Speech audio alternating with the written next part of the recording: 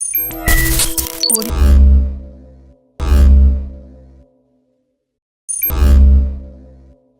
Back. एक बार फिर मैं आप सबको शामिल करता हूँ इस प्लेटफॉर्म पर।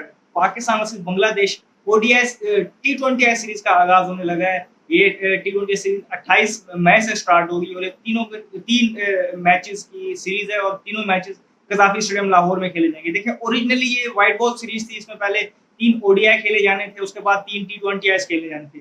फिर ये फैसला हुआ था कि सिर्फ टी20 पे फोकस करते हैं और 5 टी20 की सीरीज होगी। लेकिन फिर हमने देखा कि बीच में कुछ आपके सामने चीजें हुई थी, कुछ इंसिडेंट्स हुए जिसकी वजह से हमने देखा कि पीएसएल भी कुछ अरसे के लिए बंद हुई। लेकिन उसके बाद एक मीटिंग हुई और उसके बाद ये फैसला हुआ कि 3 टी20 होंगे और तीनों लाहौर में होंगे। इससे पहले फैसला बाद में होने थे, तो ये चेंज करके 3 टी20 सीरीज की जो है सीरीज रख दी गई। तो स्क्वाड अनाउंस हुआ, उसमें जो चीजें नुकात है मैं आपके सामने वो रखता हूँ।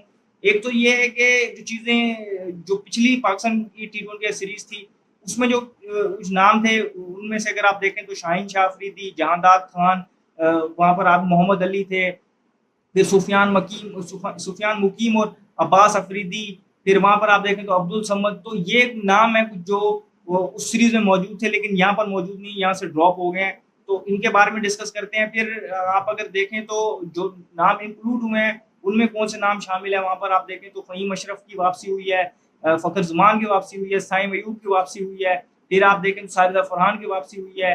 और अगर आप देखना चाहें तो कुछ बड़े-बड़े नाम, वसीम जूनियर जिस तरीके से वो भी वापस आए टीम में। फिर आप यहाँ पर ये चीज़ भी देखें कि जिनको मतलब आप कहें कि स्क्वाड में पहली बार चांस दिया जा रहा है और या कमबैक कर रहे हैं, तो कुछ इस तरीके के प्लेयर्स हैं जो कमबैक कर रहे हैं, कुछ ये हैं कि जिनको पहली बार मौका दिया जा रहा है स्क्वाड में, कुछ इंजरी के बाद आए हैं, तो उनको भी टीम में लाया गया। अब यहाँ पर देखने वाली चीज़ ये है कि अनाउंसमेंट करते हुए नव प्रेस कॉन्फ्रेंस हुई है, कुछ एक ऐसी टीम अनाउंस कर दी गई है सोशल मीडिया प्लेटफ़ॉर्म्स पे और चैनल्स पे। तो और उन्होंने एक चीज़ बताई है कि पीएसएल की बेसिस पर परफॉर्मेंस मौजूद है। अगर पीएसएल की बेस को अगर आप प्योरली देखें तो यहाँ पर आपको जो प्लेयर नज़र आ रहे हैं, तो वहाँ पर आपको चीज़ नज़र आएगी कि कुछ प्लेयर्स हैं जिनकी पीएसएल में परफॉर्मेंस बहुत अच्छी थी लेकिन वो यहाँ पर इस स्क्वाड में मौजूद नहीं। For example Abbas Afridi PSL में वो एक स्टेज पर लीडिंग विकेट टेकर थे, वहाँ पर उन्होंने 16-17 विकेट ली हुई थी लेकिन यहाँ पर वो उस स्क्वाड में मौजूद नहीं है। बाकी भी अगर आप देखें तो नसीम शाह इसमें मौजूद है, वहाँ पर उनका पीएसएल को इतना अच्छा नहीं गया as compare to Shaheen Shah Afridi जो ड्रॉप हुए हैं।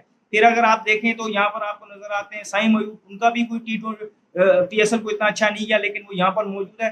कुछ प्लेयर्स को उन्होंने फिर ये भी देखा है और कुछ बताया नहीं है, कुछ प्लेयर्स की ऑलरेडी जो अच्छा कर चुके हैं इंटरनेशनल क्रिकेट में, उनको वापस लाया गया है। तो वो चीज़ें हैं लेकिन उस चीज़ को उस तरीके से बेहतर एक्सप्लेन नहीं कर पाए तो सवाल खड़े हो गए। अब यहाँ पर इस चीज़ को सारी चीज़ों को एक साइड पर रखते हुए डिस्कस कर लेते हैं कि स्क्वाड की जो है स्ट्रेंथ्स क्या है। अब यहाँ पर आपको ओपनर्स नज़र आ रहे हैं हद से ज़्यादा। इस तरह आपके पास साइम अयूब ओपनर हैं, साजिदा फरहान, फ़खर ज़मान, हसन नवाज जो पाकिस्तान की तरफ से जब खेले थे 5 टी20 है और अपना करियर थ्रू आउट ओपनर खेले हैं, तो वो ओपनर हैं। साजिदा फरहान मैं आपको पहले बता चुका हूँ। तो ये मोहम्मद हारिस, अभी ओपनर की बड़ी हमारे पास लंबी चौड़ी लिस्ट है। अब इनमें से आपने खिलाने तो 2 ही हैं। तो अब आप कैसे उस पे जाएँगे? चलें फॉर एग्ज़ाम्पल आप कह लें कि हसन नवाज, और करंटली ये बात फैक्ट है कि जिस तरीके से वो मिडल ऑर्डर में खेले हैं, 4 नंबर पे खेले हैं, तो ये उनके लिए बेस्ट सूटेड पोज़ीशन है करंटली। अब उनको खिला के देखना चाहिए क्योंकि वो बहुत ज़्यादा एट होम नज़र आए, बहुत ज़्यादा एट ईज़ नज़र आए खेलते हुए और इन्हीं कंडीशंस में खेले हैं, तो पाकिस्तान को कहीं न कहीं ये चीज़ बेनिफिट कर सकती है अगर वो मिडल ऑर्डर में खेलें।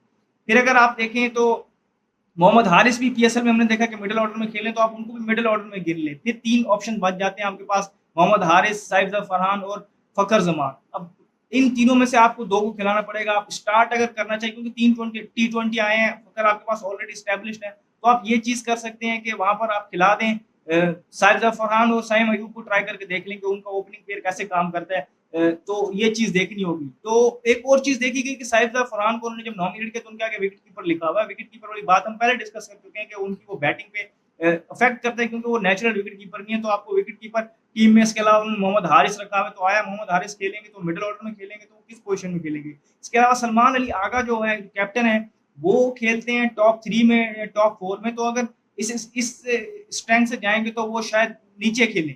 फिर आपके पास बॉलिंग लाइन में देखें वसीम जूनियर हैं, आपके पास नसीम शाह हैं, हारिस रऊफ हैं। ऐसे बॉलर्स की मौजूदगी में और फिर स्पिनर्स में अगर आप देखें तो आपके पास अबरार अहमद है स्पेशलिस्ट स्पिनर, फिर आपके पास खुशदिल शाह हैं ऑलराउंडर में, इरफान खान नियाज़ी सॉरी वो बैटिंग नहीं कर सकते, लेकिन सलमान आ गए हैं, तो आपके पास बॉलिंग ऑप्शन इस तरीके के देखने हैं और आपने बैलेंस लेके चलना है, 3 पेसर तो आपको खिलाने पड़ेंगे और साथ उसके एक अबरार होंगे और फिर एक ओवरव्यू दिए आपको, कल से इस सीरीज़ का आगाज़ होगा। जैसे-जैसे सीरीज़ बढ़ती जाएगी, जो भी कॉम्बिनेशन बनेंगे, जो भी ये परफॉर्मेंस होगी, उसको भी हम डायसेक्ट करेंगे। इस वीडियो में फिल वक़्त इतना ही, मुझे दीजिए इजाज़त। शुक्रिया। अल्लाह हाफ़िज़।